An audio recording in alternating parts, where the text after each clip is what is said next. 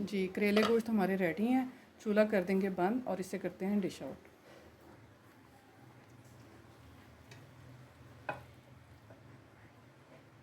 बिस्मिल्लाहिर्रहमानिर्रहीम। जी इतने ज़बरदस्त करेले गोश्त बने हैं कि जो ऐसे घर के कोई मेंबर अगर नहीं भी पसंद करता तो अगर आप इस तरीके से बनाएंगे तो इंशाल्लाह वो भी ज़रूर खाना शुरू कर देंगे। बहुत ज़बरदस्त खुशबू भी बहुत अच्छी आ रही है और टेस्ट भी इनका बहुत ही आला होगा और बिल्कुल भी कड़वे नहीं होंगे करेले बिल्कुल भी। अगर आप इस तरीके से स्टेप बाय स्टेप ऐसे ही बनाएंगे तो इनमें कड़वाहट ज़रा भी नहीं होगी।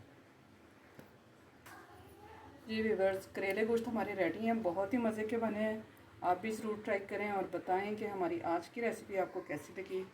जो हमारे चैनल पर नए हैं वो हमारे चैनल को सब्सक्राइब करें, लाइक करें, शेयर करें